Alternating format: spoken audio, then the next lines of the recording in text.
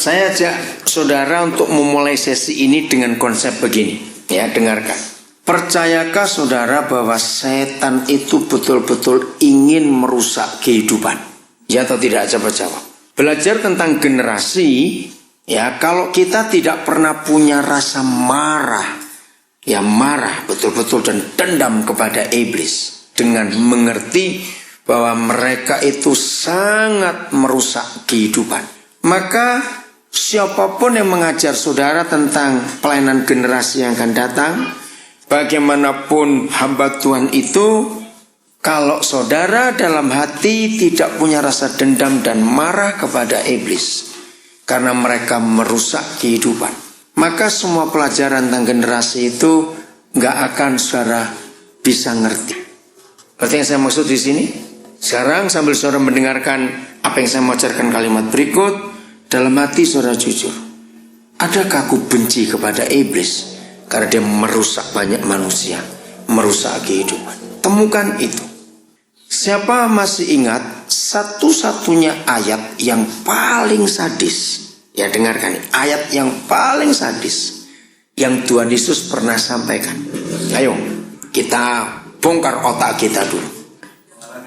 Nah, kalungkan gini, itu yang paling sadis. Dia bilang begini, kalau ada salah seorang di antara kamu yang menyesatkan siapa? Anak-anak ini, lebih baik orang itu hidup-hidup dikalungi batu kilangan dan dibuang ke laut. Itu sadis sekali. Bagaimana seorang Tuhan yang namanya Yesus yang penuh kasih bisa berubah jadi sesadis itu? Hanya gara-gara kalau ada orang dewasa menyesatkan seorang anak kecil. Batu kilangan itu paling ringan, itu 20 kilo beratnya. Kenapa seberat itu batu kilangan? Karena untuk menghancurkan biji-bijian. Yang di Indonesia nggak ada jenis-jenis itu. Yaitu adanya di daerah Eropa, Timur Tengah sana. Itu perlu yang berat untuk memecahkan kulitnya. Bayangkan hidup disuruh buang ke laut dengan batu 20 kilo. Ayo, ahli berenang pun bisa nggak berenang dengan dikalungi batu 20 kilo itu. Nah, saya mikir, kenapa dia jadi begitu sadis? Oh, saudara, ternyata itu tentang anak-anak. Anak-anak itu makhluk yang sangat lemah dan tidak berdaya. Bagi Tuhan anak-anak itu penting. Coba baca Mazmur 8 ayat 3. Ayo salah seorang, cepatnya. Mazmur 8 ayat 3.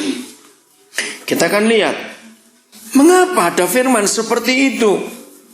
Mazmur 8 ayat 3. Ya. Dari mulut bayi-bayi dan anak-anak yang menyusu telah kau letakkan dasar kekuatan karena lawanmu untuk membungkamkan musuh dan pendekar. Saya mau tanya begini kepada saudara. Karena musuh dan lawanmu untuk membungkam pendendam. Itu artinya yang diajak ngomong itu diajak apa? Ada musuh, ada pendendam. Diajak apa? Diajak perang. Dengarkan, baca baik-baik siapa yang diajak perang oleh Yahweh Tuhan kita. Bayi-bayi dan anak-anak yang masih menyusu. Oh, itu kalau sampai kedengaran, ya, Komisi Perdamaian Dunia yang pusatnya di Jenewa, Yahweh Tuhan kita bisa dituntut. Karena ngajak bayi perang itu kan kurang ajar. Ngerti gak maksud ini, saudara? Ayat itu luar biasa. Sebab dari mulut bayi-bayi dan dari mulut anak yang masih menyusu, Bapa memberi senjata kepada mereka untuk melawan musuh dan membungkam pendendam. Nah, ayo gabungkan dua ayat itu. Maka simpulkan. Berarti Bapa kita di surga itu sangat perhatian gak pada generasi, pada anak-anak kecil itu? Jawab, sangat perhatian tidak? Sangat. Maka itu kita harus ikut apa yang dia ajarkan. Wah, saudara bisa membongkar begitu banyak ayat dalam Alkitab tentang hatinya kepada bayi-bayi, kepada anak-anak. Maka itu kalau awal tahun ini kita duduk bersama-sama di sini, selama 3 hari ini. Lalu kita belajar judulnya apa? Membangkitkan generasi yang takut akan Tuhan. Lalu kita mempersiapkan diri supaya kita menjadi alat Tuhan untuk membangkitkan mereka. Katakan amin. Dan Tuhan sangat membutuhkan kita. Saya bersyukur pada Bapa di surga sungguh untuk kepercayaannya atas pelayanan yang dipercayakan kepada saya sampai hari ini. Maaf, saya cuma cerita biar itu kemuliaan buat Tuhan. Tahun lalu 2012 kami mensyukuri, saya pribadi khususnya mensyukuri 40 tahun saya melayani Tuhan. Sebetulnya saya nggak mau buat acara, tapi anak-anak buat acara sampai 3 kali. Pertama di Jakarta, kedua di Nabire, ketiga di Surabaya. 40 tahun. Dan mereka ingin tahu, selama 40 tahun saya itu melayani mulai 26 Agustus tahun 72. Saya nggak tahu saudara di mana waktu itu. Belum ada. Kok sudah ubanan? Enggak, cuma tanya saja. Jangan marah.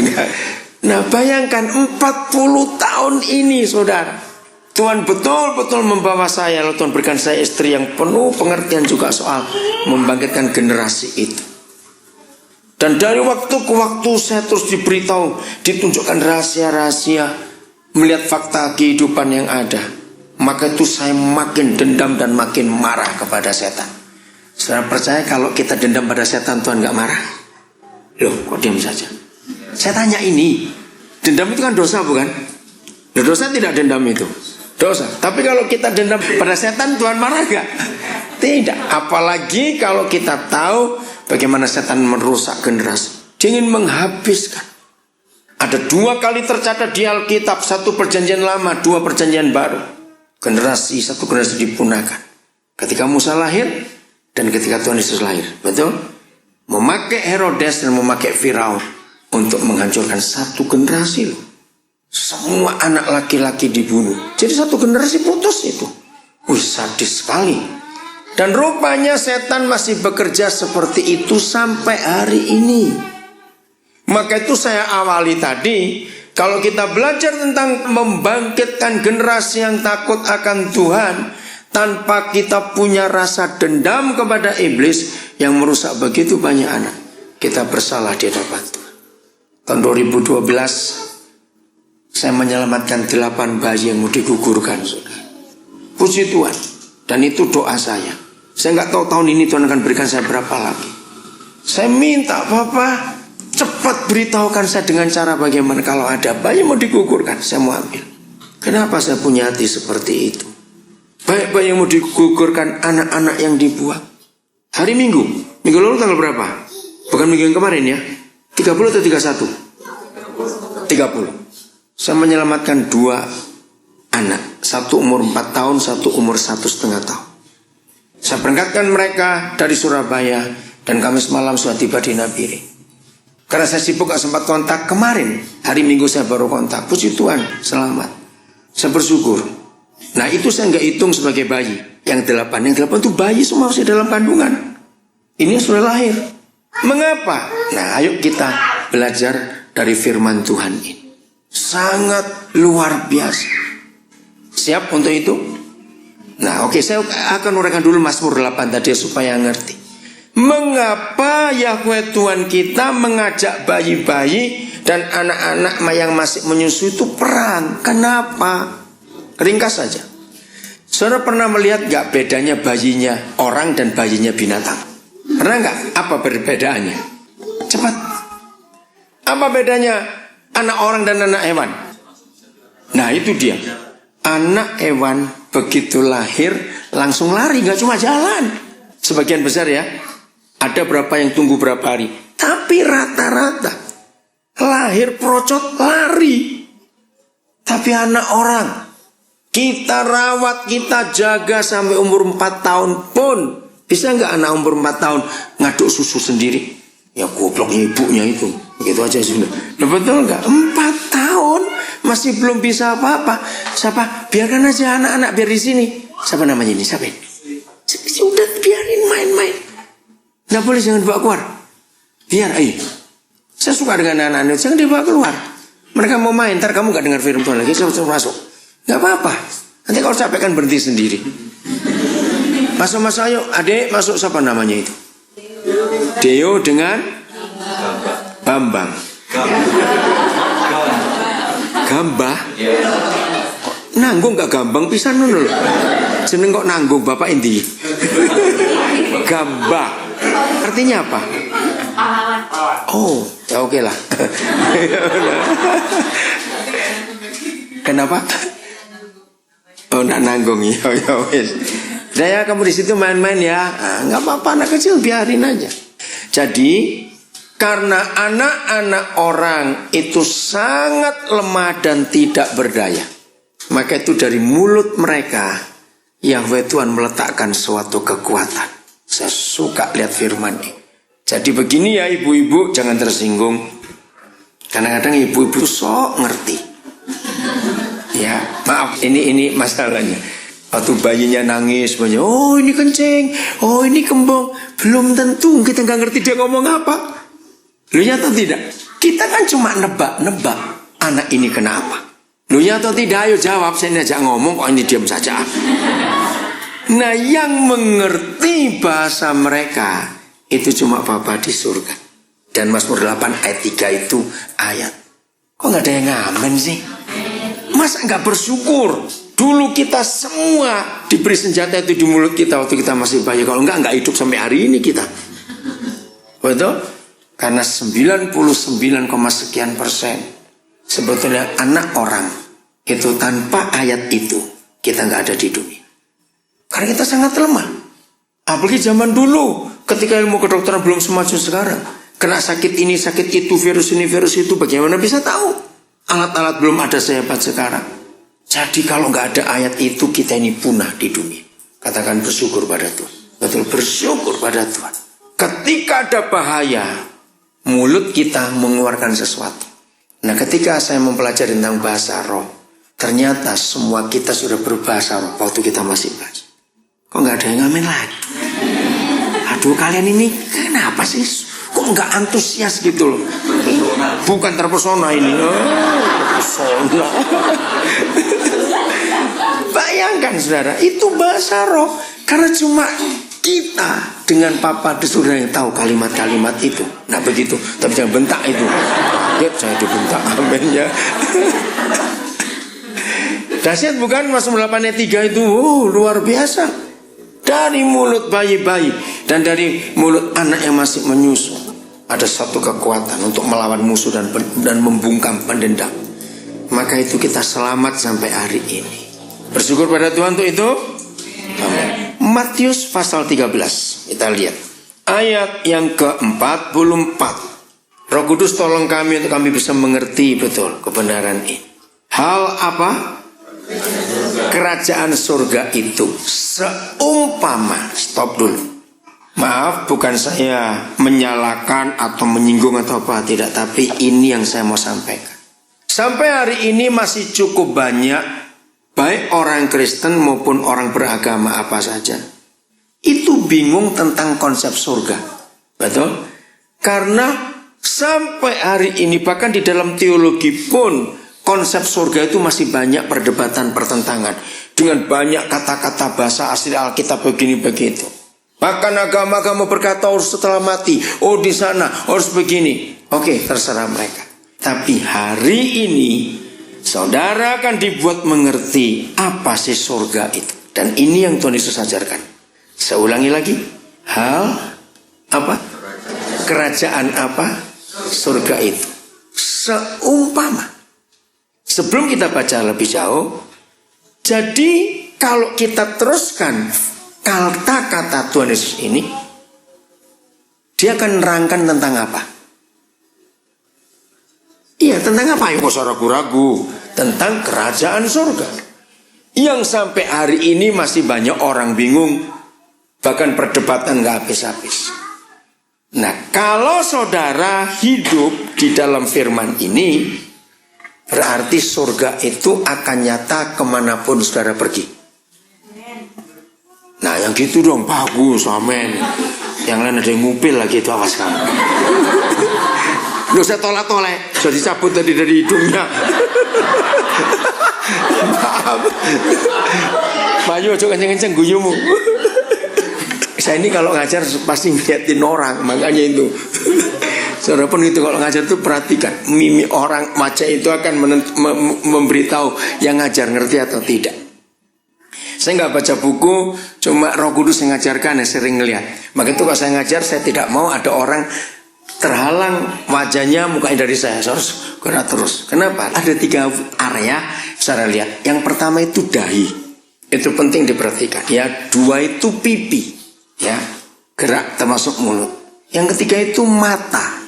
Jadi 5 menit pertama waktu saudara ngajar langsung lihat 3 daerah itu. Gini, kalau saudara ngajarnya senyum-senyum, ngajak orang senyum, tapi yang situ dahinya mengkerut, nah berarti yang salah ini siapa? Betul nggak? Harusnya kan dia juga senyum. Kenapa dia mikir? Itu aja sudah jadi perhatian. Harus kita ubah ini. Kenapa dia mikir? Ya. Terus juga sama. Kalau yang lain lagi serius, dia mendengarkan. Yang situ senyum-senyum, pipinya gerak. Kenapa ini? Lain lagi ceritanya. Nah, juga mata. Kalau yang kita ajar itu sepertinya ngelihat ke kita. Tapi bisa nggak kita membedakan mata kosong dan mata berisi? Lo ngerti nggak pertanyaan? Pandangan kosong bisa nggak membedakan? Nah, maka itu kita harus lihat. Kalau seorang ngajar dalam jumlah sekian, ada sekian persen yang matanya kosong, cuma ngeliatin tapi nggak kedip. Wah, itu bisa macam-macam itu artinya. Nah, iya bisa domblom juga bisa. Oke. Nah, jadi perhatikan. Jadi maka itu saya lihat aja saudara. Maka itu yang mungkin saya juga tahu tadi. Oke, lanjutnya. Mulai hari ini waktu kita mempelajari Matius 13 ayat 44, maka saudara pergi kemanapun dan bertemu dengan orang beragama apapun, maka surga itu pasti nyata dalam hidup saudara. Itu pasti nyata. Saya sudah membuktikan itu. Oke. Hal kerajaan surga itu seumpama apa yang terpendam?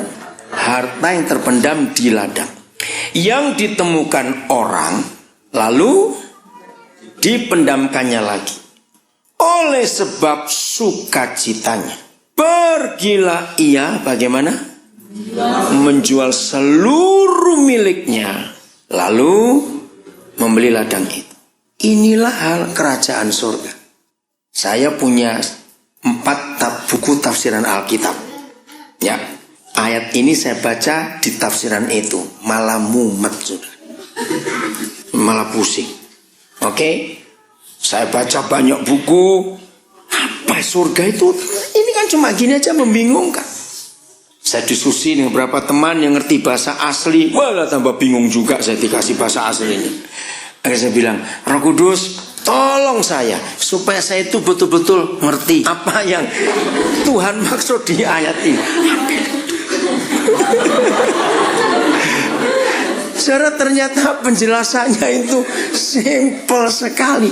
Menurut ayat ini, orang itu membeli ladangnya atau karena harta yang terpendamnya? Karena hartanya, pintar semua begitu. Jadi belajarlah Alkitab pakai logika anak-anak, maka Alkitab gampang dimengerti. Kalau saudara belajar Alkitab pakai logika teolog, Alkitab itu mumet. Pakai logika, harus pakai ini, pakai itu. Maka itu penafsirannya bisa beda-beda. Tapi kalau pakai logika anak-anak, firman itu akan gampang dimengerti. Ternyata begini Roh Kudus tunjukkan kepada saya. Ladang. Kalau bicara ladang pasti kita mikir apa? Tanah. Betul tidak? Nah, siapa yang dibuat dari tanah? Manusia. Karena mungkin kita dibuat dari gedung. Amin. Kita dibuat dari tanah. Nah, di dalam ladang ini ternyata surga menyimpankan suatu harta yang tak ternilai. Amin. Saya kaget. Siapa orang yang menemukan harta itu? Tuhan Yesus. Saudara, saya lupa tahun 70 berapa saya mendapat wahyuan ayat ini. Sudah lama. Maka itu sejak pertama kali saya mengetahui rahasia ayat ini, Saya betul-betul melakukan. Jadi kemana saja saya pergi, saya akan temukan setiap ladang. Bagaimanapun kecil, sempit, jelek, miring, rata. Kan ladang itu beda-beda bukan bentuknya. Saya nggak peduli. Karena di setiap ladang itu ada harta yang terpendam. Ngerti? Mau miring, mau sempit, mau rata, mau nggak lurus, kan begitu. Bentuknya ladang kan beda-beda bukan? Ternyata bukan bentuknya. Karena Tuhan Yesus nggak pusing dengan bentuk ladang itu. Yang penting di dalam ladang itu ada harta yang terpendam. Apa itu? Keahlian, kepandaian seseorang. Ini luar biasa, saudara. Maka itu sejak hari itu, bagi berapa seorang belum tahu, supaya saudara tahu, pengurus pesat, pendiri pesat pasti tahu itu. Kenapa hobi saya mencari generasi yang ada itu. Lalu saya sekolahkan mereka. Kenapa? Gara-gara ayat ini. Saya cuma cerita kemuliaan bagi Tuhan. Mungkin di Indonesia baru saya satu-satunya pendeta yang punya pelayanan seunik ini. Saya pertama nyekolahkan orang itu tahun 81. Setelah tahun 70-an saya berpewajuan ini, saya mulai menata hidup saya. Bagaimana saya bisa menggenapi kalimat terakhir. Lalu orang itu bagaimana? Kalimat terakhir ayat 44. Ayo baca, ini penting. Orang itu bagaimana? Nah, menjual seluruh miliknya dan membeli ladang itu. Jadi nilai ladang itu bersama harta terpendamnya berapa? Berapa? Seluruh milik orang itu. Nanti kita akan pelajari. Jadi tahun 81 setelah saya yakin bahwa itulah surga, maka saya mulai nyekolahkan orang. Saya jual seluruh milik saya untuk ladang itu. Nah, sampai September tahun yang lalu, karena tahun 2013 baru ada wisuda lagi. Saudara, kira-kira dari tangan saya sudah saya luluskan 380-an sarjana S1. Sejak tahun 81 saya nyekolahkan orang. Master sudah 44 orang. Yang doktor S3 4 orang. Dokter saya agak terlambat sekarang karena mahalnya luar biasa. Tapi saya sudah meluluskan 11 dokter umum dan 2 spesialis. Dan setiap tahun saya akan terus nyekolahkan orang karena ayat ini. Jadi saya nggak cuma khotbah. Dan sebagian besar 99,sekian % itu sekuler. Tadi saya dapat kabar seorang anak yang nggak tahu ayahnya, nggak tahu bagaimana, sekarang jadi pimpinan bank di mana? Ivon? Ya Ivon tadi kamu cerita bank mana? BI di Wonogiri. Saya baru dengar tadi itu. Dia lulus S1 itu biaya saya. Saudara, kenapa? Karena ayat ini. Saya harap saudara mengerti kalimat yang saya katakan. Entah itu ladangnya miring, ladangnya curam, sempit atau luas, lurus atau tidak, saya nggak peduli. Jadi pokoknya dia orang. Itu konsep saya. Asal dia itu orang, ya bagaimanapun bentuknya, di dalam hidupnya ada harta yang luar biasa. Kok nggak amin lagi? Maka itu guru-guru TK, ya enggak, guru-guru yang walaupun anak cacat, yang anak autis, saudara, makin hari kita makin dibuat kagum. Cari di YouTube berapa banyak anak-anak autis itu hebat-hebat, betul tidak? Nah, bayangkan secacat itu saja tetap ada harta yang luar biasa dalam hidupnya. Asal ditemukan, jangan dibiarkan. Maaf, kalau ada yang tidak mengerti nggak apa-apa, nggak berdosa. Tapi cuma saya tanya yang mengerti. Kalau saudara mendengar nama Steve Jobs, saudara mikir apa? Oke, Apple. Tapi yang paling penting adalah dia adalah orang pertama di dunia menemukan touchscreen, layar sentuh, ya, yang banyak dimiliki orang sekarang di dunia. Bahkan bukan cuma itu. Kalau saudara lihat dunia perfilman dan mengalami kemajuan yang hebat, salah satu yang film Avatar, ya, dengan semua teknologinya itu diproduksi oleh perusahaan film namanya Pixar. Nah, itu pun yang mendirikan Steve Jobs. Oh banyak, saya nggak bisa cerita satu-satu. Ini orang hebat, saudara. Dia Hindu, walaupun namanya Steve, tapi dia Hindu. Nah, kenapa saya bangga dan kagum pada orang ini? Waktu dia meninggal 5 Oktober 2011, saya bisa ikut sedih dan kehilangan. Kenapa? Saya punya koleksi buku terbanyak itu biografi.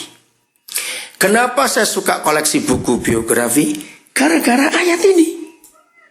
Untuk meyakinkan bahwa di setiap hidup orang itu ada harta yang luar biasa. Tadi waktu istirahat, kami berapa orang yang ngomongnya?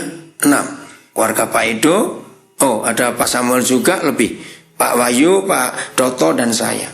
Nah, saya itu paling suka baca koran Kompas. Begitu saya dapat Kompas, yang saya baca pasti halaman terakhir di bagian pertama tentang sosok. Ada yang tahu nggak? Nah, 4 hari ini, hebat sekali. Kompas menuliskan tentang orang-orang hebat. Yang 4 hari yang lalu, anak polio. Sekarang jadi kaya raya. Saya lupa orang Kebumen atau orang Wonogiri. Saya lupa. Nah, itu saya sudah clipping. Dia lumpuh sejak masih sebelum dia bisa jalan. Nah, tapi orang tuanya itu nggak mau anaknya minder. Dari kecil dia sudah disiapkan oleh orang tuanya keluarga petani biasa, supaya teman-teman tetangga main ke rumah karena anak ini nggak bisa keluar.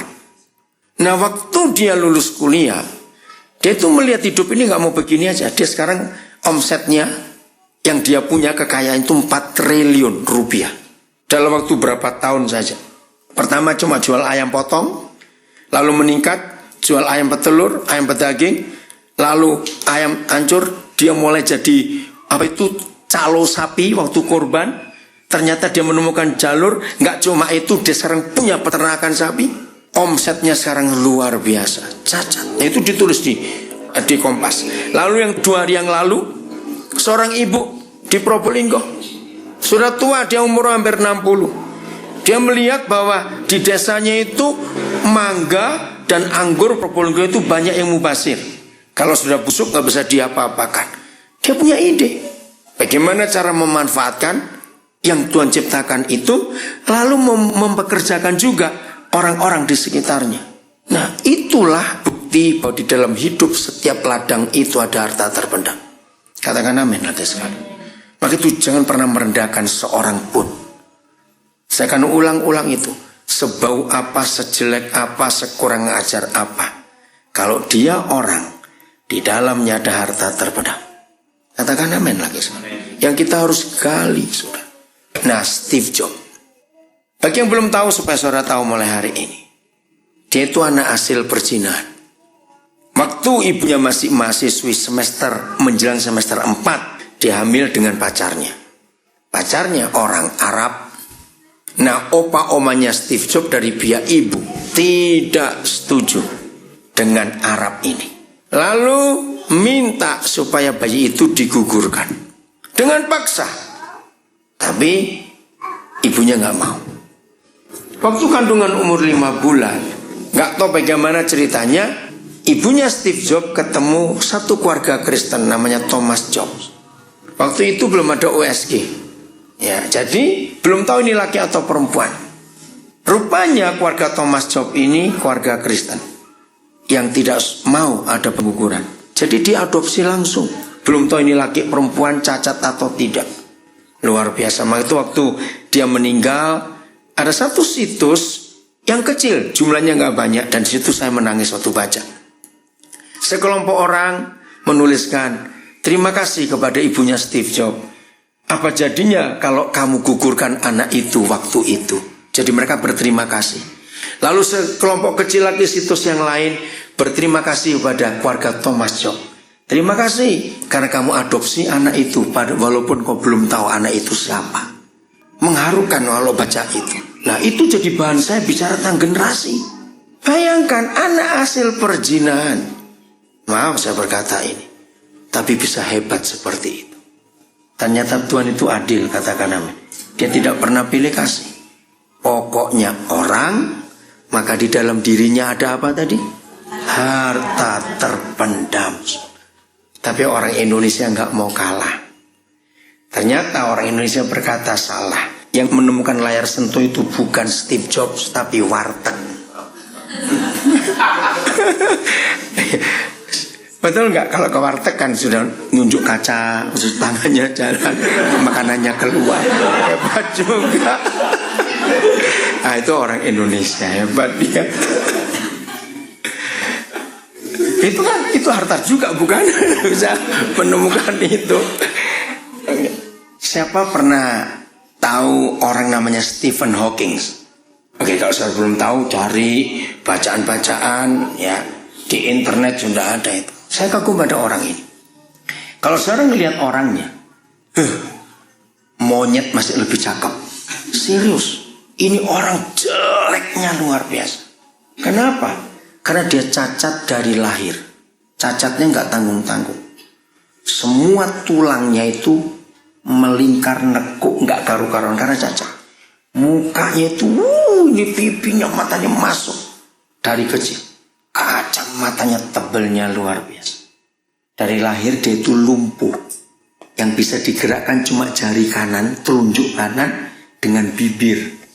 Mata semuanya lumpuh. Tapi dia orang pintar. Doktornya nggak tahu berapa banyak. Dan dia memberi ceramah keliling dunia. Dengan kursi khusus yang computerized. Dia bisa menerangkan. Dia itu ahli kimia, ahli fisika, ahli macam-macam. Bukunya sangat banyak. Itulah bukti bahwa di dalam setiap ladang ada harta yang terpendam.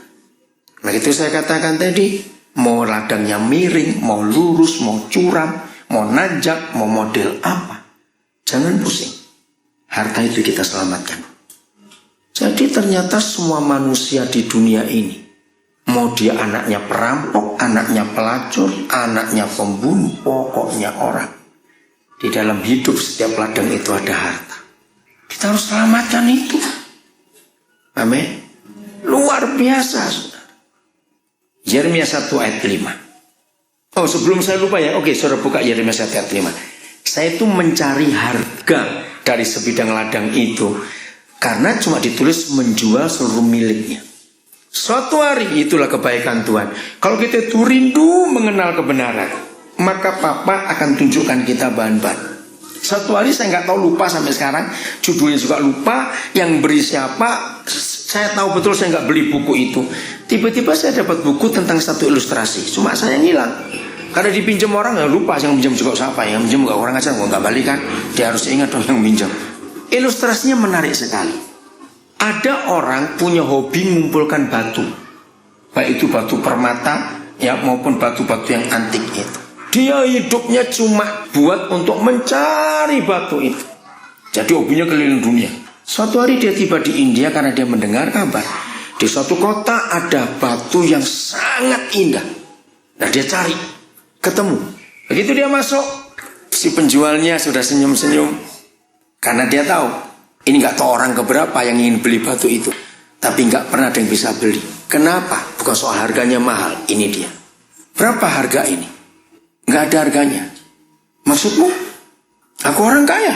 Dia cerita, aku ini begini. Aku punya koleksi batu begini. Oke, aku percaya itu. Kalau memang kamu ngotot beli, harganya adalah seluruh milik. Kamu mau berapa? Milikmu berapa? Ditanya lagi. Jadi kan nggak pernah ketemu. Sampai oke, uangku semuanya. Belum cukup, seluruh milikmu. Maksudmu rumahku? Iya, kalau itu rumahmu. Loh, istriku tinggal di mana? Oh, kamu punya istri, termasuk istrimu dijual juga. Nggak bisa, kami punya 3 anak. Oh, kamu punya anak, anakmu juga harganya. Marah ini orang. Kamu nggak tahu anak-anakku sudah punya calon akan menikah. Oh, ada calonnya. Mereka juga 3 calonnya ini. Saudara bisa bayangkan. Loh, bagaimana dengan besan-besanku? Oh, kamu punya besan. Jual juga untuk harta ini, batu ini. Lalu dalam ilustrasi itu, dia bisa dapat batu itu tidak? Ayo, bisa dapat batu itu tidak? Tidak. Karena yang terakhir diminta adalah hidupnya. Terus aku bagaimana? Nah, kamu juga. Waktu saya baca ilustrasi itu, saya ingat ayat ini. Bukankah Yesus menjual semuanya termasuk dirinya untuk bajingan-bajingan ini? Oh enggak, amin. Loh betul, kan katanya bajingan bukan? Loh, ada yang tersinggung? Saya buktikan nanti kalau enggak. Serius, kita ini bajingan semua. Sebab buat Tuhan kita beda dengan Tuhan-Tuhan yang lain. Tuhan di agama apa saja. Dengar ya. Dosa itu selalu diukur berat dan besar kecilnya. Betul tidak? Semua agama di dunia mengukur dosa itu dengan timbangan. Maka kalau saya menggambarkan Tuhan agama apa saja, itu pasti digambarkan hobinya bawa timbangan kemana-mana. Karena suka nimbangin itu. Maka itu orang beragama itu suka menghakimi orang kan, dan penuh kemunafikan. Tapi Tuhan kita tidak. Buat dia dosa itu nggak ada ukuran. Dosa itu dosa. Maka itu disarankan kalau berbuat dosa jangan tanggung-tanggung, goblok. Lu serius ini? Karena semuanya itu sama dosa itu. Jadi begini, tidak pernah ke pelacuran, tidak pernah ke tempat pelacuran, nggak pernah berzina, tapi suka nonton pornografi, sama. Ngerti nggak hukum? Itu hukum Tuhan kita. Maka itu kalau mau mencuri jangan cuma 5.000, 500.000, langsung yang 5 miliar. Karena yang mencuri 5.000 rupiah dengan korupsi 5 miliar tetap masuk neraka. Dan neraka juga sama dalamnya. Karena neraka tidak seperti kolam renang. Ada yang dangkal untuk anak-anak. Ingat itu. Nggak ada. Kolam renang sampai neraka itu sama dalamnya. Nah, itulah kasih. Tidak pernah ukur dosa. Saya kagum. Nah, dengan kebenaran itu, ada nggak yang lolos dari hukuman? Coba ada enggak? Ingat, saya enggak hafal KUHP, yang hafal polisi, jaksa dan hakim. Atau kitab undang-undang hukum perkara. Yang saya hafal KUHS, kitab undang-undang hukum surga. Saya hafal mati itu. Nah, KUHP perzinahan, itu banyak. Perzinahan dengan cara ini, melecehkan dengan Noel dari depan, dari belakang. Beda semuanya hukumnya. Saya enggak perlu hafal itu. Tapi surga cukup satu saja. Barang siapa memandang orang lain lalu menginginkannya, dia sudah, ayo sependeta-pendetanya pendeta, matanya masih bisa kurang ajar tidak? Cepat jawab. Ya sudah, masuk neraka juga. Bayangkan itu KUHS. Maka itu saudara kita nggak bisa lolos. Jadi setuju kalau saya berkata kita ini mantan bajingan? Mungkin masih ada bajingannya, saya tidak tahu. Lu ya atau tidak, coba jawab, nggak usah. Loh, tersinggung ini berarti kok nggak jawab. Ayo, lo betul nggak? Kita ini kan mantan bajingan, mungkin juga masih bajingan sampai hari ini kita tidak tahu. Betul? Tapi Yesus mau menyelamatkan kita. Lihat KUHP tentang pembunuhan. Wah, kalau KUHP pembunuhan, wah macam-macam saudara. Pembunuhan berencana, pembunuhan tidak sengaja, pembunuhan satu orang, pembunuhan rame-rame, ribet. Kalau KUHS cuma satu. 1 Yohanes 3 ayat 15. Barang siapa membenci saudaranya, dia adalah, nah jujur, ada yang nggak pernah jadi pembunuh di sini? Oh, pertanyaan nggak jelas. Ada yang nggak pernah benci? Gitu loh maksudnya. Ada? Ada. Wih keren. Mungkin saya berkata saya nggak benci kok Den, cuma saya tuh malas ketemu. Podo goblok. Bagaimana nggak benci kok malas ketemu? Iya, megah ngomong, malas bicara sama. Jadi kita pernah jadi pembunuh tidak? Mungkin masih jadi pembunuh sampai hari ini. Siapa yang tahu isi hati kita? Jadi setuju kalau saya berkata kita ini bajingan-bajingan? Loh, pasti tersinggung kalau saya nggak setuju bilang. Setuju kita ini bajingan? Setuju sekali. Ketika Yesus menyelamatkan bajingan-bajingan ini, dia jual seluruh miliknya. Maaf, orang-orang yang terbuang dari kelompok mana saja, saya nggak tahu kenapa mereka larinya pasti ke saya. Ngerti yang saya maksudnya? Dia dibuang dari situ. Enggak apa. Pasti ke saya. Karena saya itu suka menerima orang tanpa saya mau melihat latar belakangnya. Sebab Tuhan Yesus suka menerima orang seperti itu. Maka itu selama saya hidup jadi pemimpin, saya tidak pernah memecat orang walaupun dia salah. Saya tetap terima. Dan orang gak mengerti itu. Tapi itu Alkitab. Maka itu saya kembalikan ke Matius 13 tadi. Sebelum Yeremia 1 kita baca. Surga itu bukan somewhere in nowhere. Ngerti katanya itu sesuatu tempat yang dimana kita nggak tahu.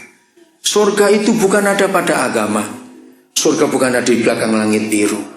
Tapi surga itu adalah kalau kita menemukan ladang-ladang yang terbuang dan nggak terpakai, lalu kita jual seluruh milik kita dan kita beli ladang itu, itulah surga. Amin loh saudara, diam saja. Kalau saudara nggak mau surga, neraka ada gitu saja dong. Betul? Maka itu saudara, orang serusak apa, saya pasti akan cari orang itu. Maka itu diantara teman-teman pendeta, saya tuh punya julukan yang agak unik. Saya sih nggak setuju julukan itu, tapi yang mereka kasih mau diapain lagi. Dia bilang orang itu biasanya hobinya punya koleksi perangko kuno gitu ya, yang barang-barang kuno. Tapi mereka berkata kalau Koden itu koleksinya barang orang rusak. Dan itu betul. Begitu saya dengar orang itu makin rusak, saya makin suka untuk mencari orang itu. Dan saya akan bawa dia pulang. Kenapa? Karena itulah surga. Dan apa yang saya urus itu nggak cuma yang Kristen. Sesi pertama tadi saya sudah cerita bagaimana orang-orang Islam itu. Jadi yang saya sekolahkan itu nggak cuma yang Kristen, yang Hindu, yang Buddha, yang Islam, pokoknya orang, saya bilang begitu. Bahkan sampai hari ini saudara, saya bersyukur ada beberapa lembaga pemasyarakatan di Indonesia. Saya dikenal oleh mereka. Yang terakhir 2 lulusan. 1 lulusan Nusa Kambangan itu Oktober. Ya, 2 lulusan Singkawang, Kalimantan Barat. Saya ditelepon oleh mereka. Nanti akhir Januari lulus 1 lagi dari Mempawah. Namanya keren, Abimanyu. Ada orang Dayak dia. Bagaimana kamu orang Dayak bisa nama Abimanyu? Oke urusan. Nah, jadi gini, kalau ada mereka yang sudah lulus dari penjara, ini loh bedanya. Coba renungkan, apa sih bedanya orang keluar rumah sakit dan orang keluar penjara? Bedanya apa? Ayo cepetan. Kalau keluar rumah sakit, diapakan? Disambut, karena gak jadi mati toh, maka itu pulang.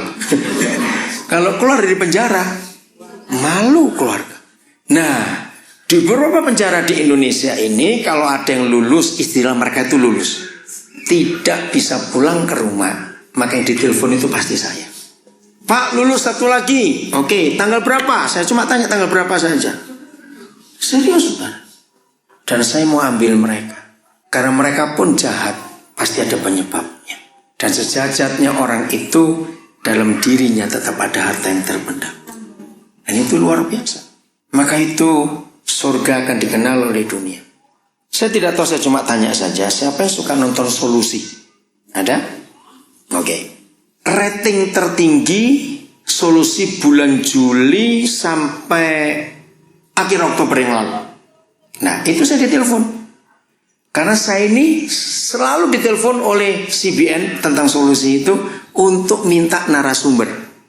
Saudara ngerti nggak? Kenapa saya suka ditelepon mereka untuk minta narasumber? Alasannya?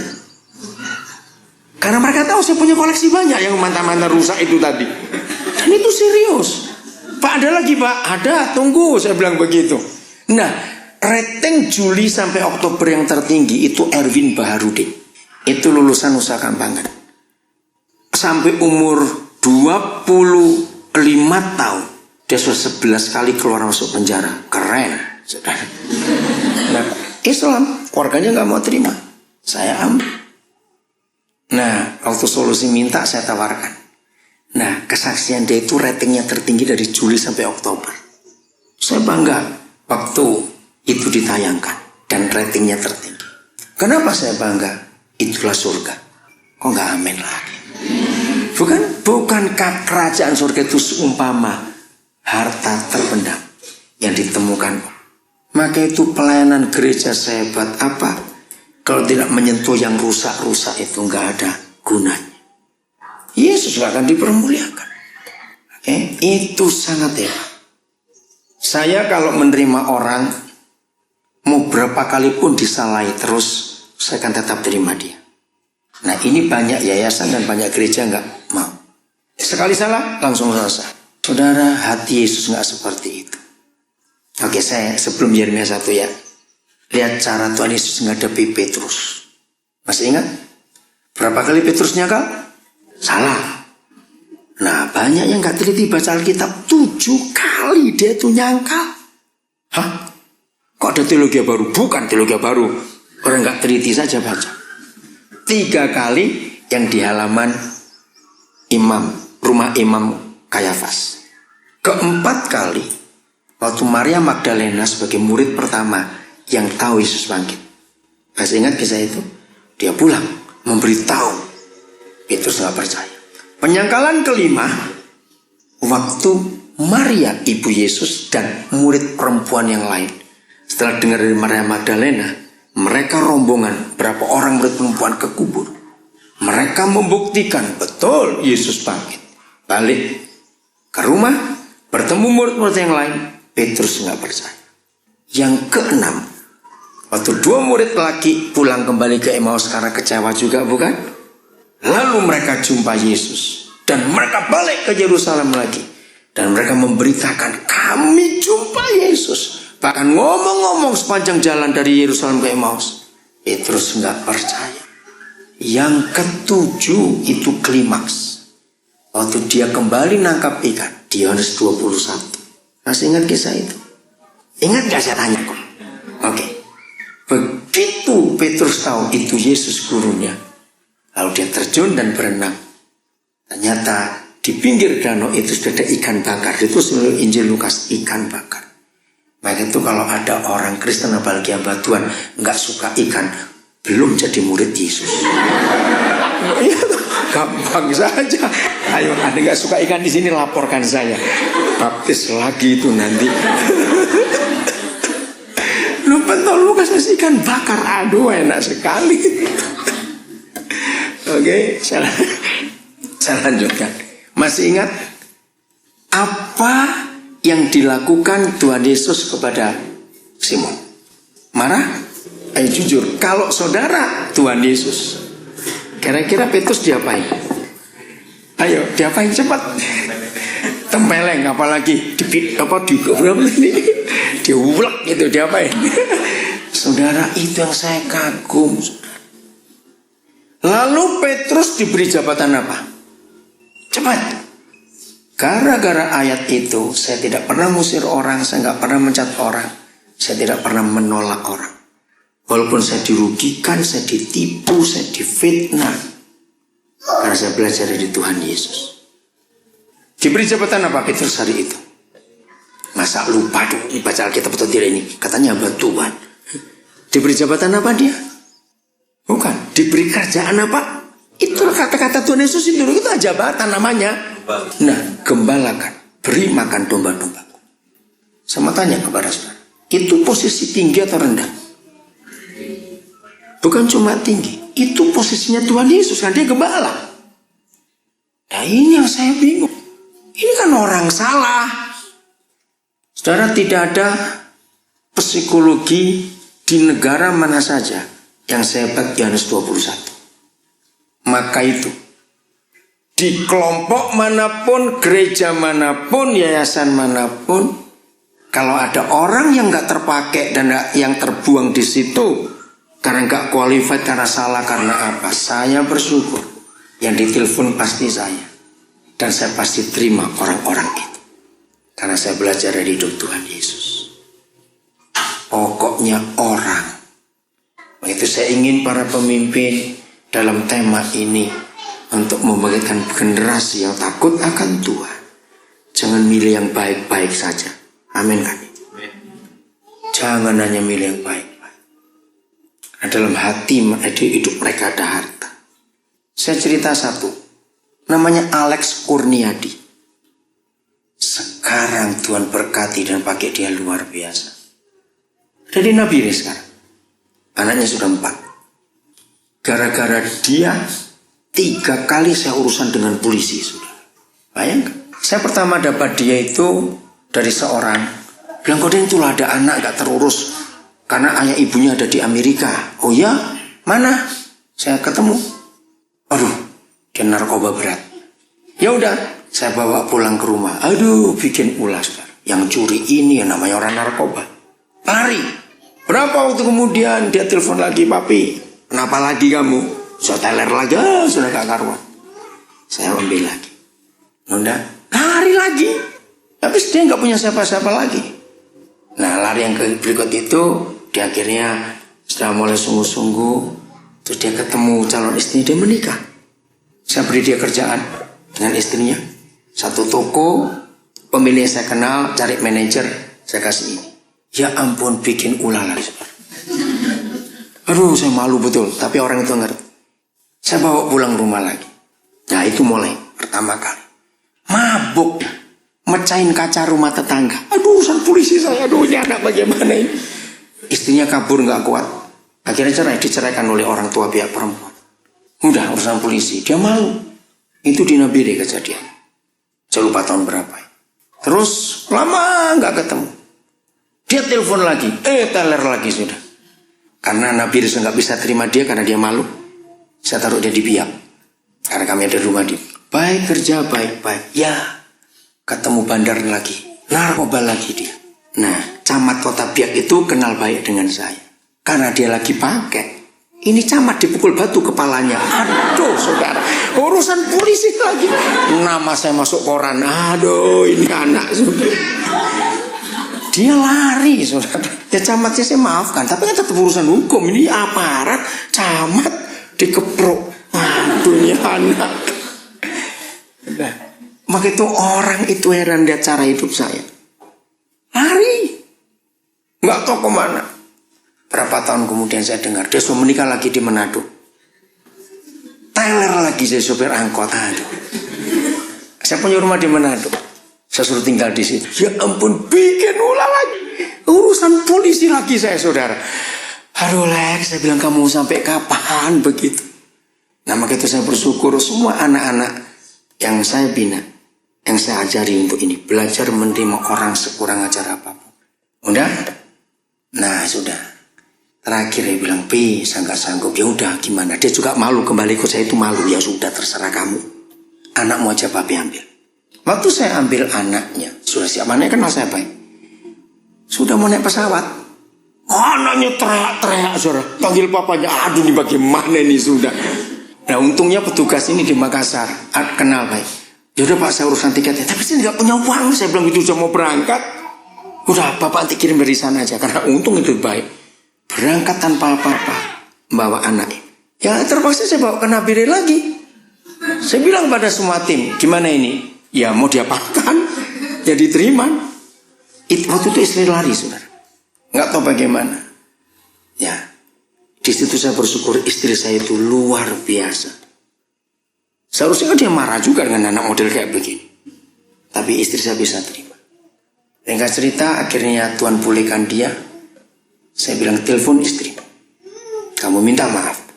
Istrinya saya yakinkan dia sudah berubah. Jadi 2 anak saya dibawa, anak yang kecil dibawa istrinya, dia sampai dituang. Akhirnya datang ke Nabire. Nah, ternyata mereka belum menikah, dia ada bantuan. Ya udah, saya percayakan satu gereja di konseling ini kakak. Saya sudah punya anak 1 lagi jadi 4 sekarang anaknya. Sekarang dia punya kerjaan bagus, saudara, yang luar biasa. Dia bilang gini, papi, cari anak-anak rusak yang lain bawa ke sini, saya akan urus.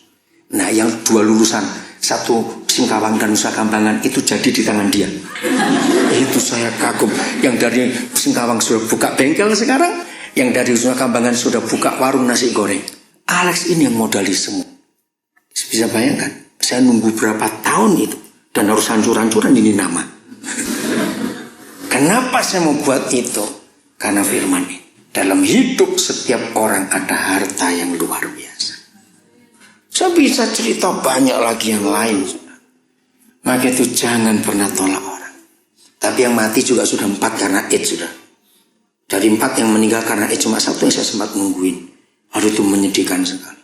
Tapi puji Tuhan, semuanya meninggal mereka di dalam Yesus. Nah, kalau saya nggak tertolong mau diapakan lagi. Tapi saya tetap sayang pada mereka. Ini sekarang 1 lagi sekarat ada di Makassar. Karena AIDS juga. Saya sudah bilang pada istrinya, pada anaknya masih kecil. Sampai terjadi apa-apa, karena dokter bilang sudah nggak bisa apa-apa. Kamu ikut papa aja. Maka itu surga akan dikenal oleh dunia. Kalau itu kita lakukan. Amin. Karena Yesus berkata hal kerajaan surga seumpama harta. Maaf saya cerita ini, dan itu uang banyak yang keluar untuk semuanya. Oke, Yeremia 1 ayat 5. Kalau kita melihat ayat ini, Yeremia 1 ayat 5. Ada 3 fase yang kita temukan dalam hidup setiap ladang. Kalau saya pakai kata ladang lagi. Yang pertama adalah sebelum apa? Aku membentuk engkau dalam rahim ibumu. Aku telah mengenal engkau. Perhatikan. Kalau janin itu belum dibentuk dalam rahim ibunya, berarti ayah ibu sudah menikah atau belum? Nah, itu yang saya heran. Bagaimana ayah ibunya belum menikah, tapi Yahweh Tuhan sudah kenal bayinya? Muncul dari mana? Saya bersyukur dapat pewahyuan firman itu. Maka itu saudara, setiap kandungan. Ingat tadi yang sesi pertama Mazmur 127 ayat 3. Anak-anak itu adalah pusaka Yahweh, dan buah kandungan adalah upah. Itu pemberian Tuhan, bukan jerih payah kita. Upah dengan gaji kan beda. Betul tidak? Upah itu bukan karena buat apa-apa, ya karena diberi. Kalau gaji karena kamu kerja. Jadi semua bayi jangan digugurkan. Saya sudah umumkan di mana-mana. Setiap kota baru yang saya datangi, saya pasti akan ngomong, tolong. Kalau ada di antara saudara mendengar, ada seorang yang nggak mau bayinya atau keluarga, telepon saya. Saya akan biayai sampai melahirkan. Saya akan rawat seperti anak saya sendiri. Itu banyak orang tahu. Saya siap untuk mengambil. Karena ayat itu. Bagaimana orang tuanya belum menikah kok anaknya sudah dikenal? Cepat buka Efesus 1 ayat 4. Ada waktu. Tapi nanti kembali ke situ ya. Kembali ke Yeremia 1. Efesus 1 ayat yang keempat. Bagaimana itu bisa terjadi? Ya karena ayat itu. Efesus 1 ayat 4. Sebelum apa? Baca 1, 2, 3. Di dalam dia telah, bukan akan, telah ya, memilih siapa? Kita di dalam Yesusnya sebelum dunia dijadikan. Untuk apa? 2 hal. Supaya kita satu apa? Kudus, dan kedua tak bercacat. Nah, ayat ini yang menjelaskan Yeremia 1 ayat 5. Kalau dunia belum jadi, tetapi kita sudah dikenal, sudah dipilih. Adam dan Hawa sudah ada atau belum? Kalau dunianya belum jadi. Nah itu lebih bingung lagi. Kalau Adam dan Hawanya aja belum jadi, lalu kita bisa dikenal, itu kenal dari mana? Ternyata semua kita manusia, siapapun manusia itu, kita berasal dari Dia. Kok enggak amin? Betul, berasal dari Bapa kita. Maka itu kita berharga. Kembali ke Yeremia 1 ayat 5. Fase kedua, setelah menikah dan ibu hamil. Dibilang apa di ayat itu? Sebelum engkau keluar dari kandungan. Kembali, telah, bukan akan. Telah apa? Menguduskan engkau. Saya tanya, kalau semua bayi itu sudah dikuduskan saat dalam kandungan, sebetulnya nggak ada manusia bermasalah di dunia ini. Saudara, orang berkata saya ini gila. Karena orang serusak apa, segila apa, saya tetap akan sayangi dan kasih, saya akan ambil. Karena ayat ini. Karena sejak dalam kandungan, ini berlaku bukan cuma untuk Yeremia, ini berlaku untuk semua manusia. Termasuk Mazmur 127 tadi ayat 3 dan ayat 4. Betul nggak firman Tuhan berlaku untuk semua manusia? Atau hanya untuk orang Kristen saja? Semua manusia. Kenapa saya bisa punya hati serusak apa, sekurang ajar apa, sebajingan apa orang itu, lalu saya bisa mengasihi, saya bisa mau menolongnya? Ya karena firman-firman itu tadi. Gak ada orang salah karena dari kandungan sudah dikuduskan. Dan sejak orang tua belum menikah, Tuhan sudah kenal masing-masing kita. Ayo kita kerjasama dengan Tuhan yang kenal orang-orang itu. Nanti Roh Kudus akan memberitahu kita bagaimana caranya generasi itu diselamatkan. Amin. Pasti bisa. Satu anak namanya Buku. Tadi dia baru telepon saya. Saya dapat dia di Bandung. Waktu itu saya pergi dengan seorang anak saya, pendeta namanya Ringo. Dari Bogor, Ringo Minggu. Nah, terus saya bilang, Ringo kamu tunggu papi di sini. Itu di Bandung Indah Plaza BIP. Saya mau nyebrang sebentar, itu ke sekretariatnya majalah Get Fresh. Waktu itu majalah itu masih ada. Sebalik, Ringo ini sudah dengan seorang anak. Dia belum sempat cerita, pokoknya saya lihat seorang, saya akan tanya, Ringo siapa dia? Nggak tahu Pe, saya baru kenal. Tiba-tiba dia bilang, Om saya boleh ikut nggak? Loh, kamu siapa kok ikut? Nah, oke, tunggu bapak saya. Nah, saya datang. Ternyata itu anak dari Panti Asuhan Bala Keselamatan yang nggak jauh dari BIP itu. Langsung kami bertiga ke situ. Saya ini kalau ngurus orang saya cepat. Saya nggak mau tanya panjang-panjang. Begitu saya ketemu kaptennya, pimpinan asrama itu. Saya cerita, saya pendeta Daniel. Nah, saya ingin tahu anak ini bagaimana. Terus dia disuruh masuk dulu, lalu tinggal kami bertiga. Dia cerita, aduh Pak, memang anak ini bermasalah luar biasa. Jadi aturannya bagaimana di asrama ini? Ini cuma sampai SMP saja. Kalau sudah SMP lulus, harus keluar. Lalu biasanya kalau keluar bagaimana? Sebelum keluar, biasanya kelas 2 awal, itu kami sudah memberitahu kepada, istilah mereka bukan keluarga, untuk mengambil anak-anak ini. Tapi karena anak ini nakal dan agak jelek, dia bilang gitu, nggak ada keluarga yang mau. Nah ini kami juga bingung, sudah lulus SMP mau ditaruh di mana? Lalu anak ini anak siapa? Aduh kami juga nggak tahu. Waktu dia masih bayi, ya dia itu ditinggal di depan pagar itu panti asuhan dalam kardus tanpa tulisan apa-apa. Aduh, waktu saya dengar dalam kardus, jadi nggak tahu dia anak siapa. Nah itu yang buat dia marah Pak. Berapa kali dia merusak asrama ini, mau bunuh kami, karena dia itu maksa supaya kami itu cari orang tuanya di mana. Kami nggak tahu orang tuanya di mana. Oke kapten, saya bilang mulai hari ini telepon saya akan bawa dia. Ya kalau ada apa-apa hubungi. Saya bawa ke Nabiri. Saya sekolahkan di SMA Pesat, di sana SMA. Ya ampun, bikin ulah. Yang nggak main-main suara ulah itu. Udah. Minggu-minggu pertama tidur pasti bawa pisau. Nah kan kami takut juga ini anak mau ngapain bawa pisau. Saya tanya, kamu mau ngapain bawa pisau? Pak, saya akan cari 2 orang yang melahirkan saya. Saya mau bunuh mereka ini malam. Saya bilang begitu. Sudah, akhirnya bisa selesai. Terus buat ulah. Begitu lagi sekali saya bersyukur istri saya bisa punya hati seperti. Klimaksnya saudara, dia curi motornya tetangga. Urusan polisi lagi saya. Aduh, ini anak. Ya untung polisi juga kenal, tetangga juga tahu pelayanan kami seperti itu. Kamu tuh banyak dimaklumi lah karena orang-orang tahu harus ngurusin anak-anak begitu. Akhirnya bebas, nggak sampai dihukum, ya udah.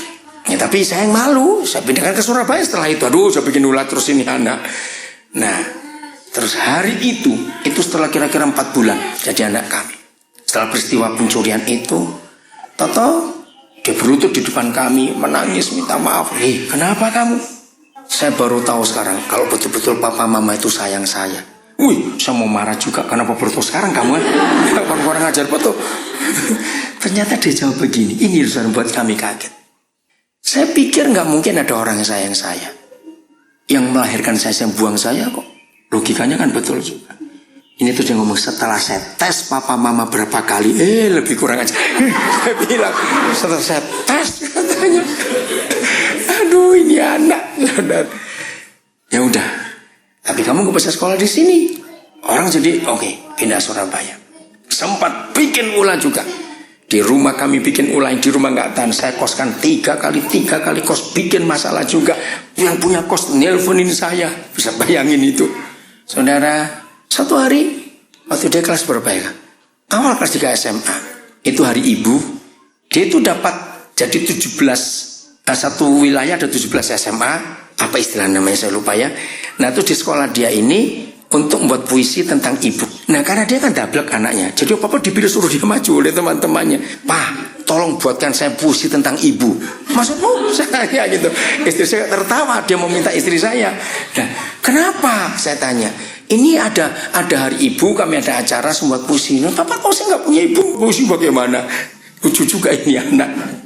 Hei, saya bilang jangan bohong, jangan buat puisi. Kamu cerita jujur. Hah? Dia bilang malu saya Pak. Lu kenapa malu? Yang malu saya Pak Mama dong terima kamu. Yang betul Pak. Iya, saya jadi gini. Kamu buat puisi, ngomong pada teman-teman SMA, jangan ada yang free sex. Itu hasilnya saya seperti ini. Kamu cerita sini anak begini. Wah, pas saya nggak sanggup. Sudah saya bilang, kamu berani nakal, kok nggak sanggup, malu begitu, saya cari begitu. Ayo ngomong, saya bilang, saudara, wah gempar, masuk koran itu anak akhirnya. Saya berapa kali didatangi wartawan, karena wartawan juga heran kok bisa ada orang mengurus anak seperti itu. Jadi dia cerita apa, wah jadi terkenal dia sejak itu sudah. Ngerti contoh ini? Sekarang dia sudah kerja. Saya bersyukur kepada Tuhan. Maka itu ada banyak tak ladang yang nggak terurus di luar kita. Amin. Urus mereka. Saya ulangi lagi. Mau rata, mau datar, mau curam, mau apa, di dalamnya ada harta terpendam. Maka itulah surga. Nggak usah khotbah banyak-banyak. Amin. Siap melayani seperti itu? Loh, saya tanya ini kok diam saja. Coba-coba makan. Iya, cepetan. Cari mulai hari ini ladang-ladang itu. Saya pesan, tahun 2013 jangan suka pecat orang, jangan suka tolak orang. Terimalah semua orang seperti Yesus menerima kita. Itu Roma 15 ayat 7. Terima semua orang, apapun keadaannya. Tuhan memberkati kita semua. Saya ajak saudara untuk memulai sesi ini dengan konsep begini. Ya, dengarkan. Percayakah saudara bahwa setan itu betul-betul ingin merusak kehidupan?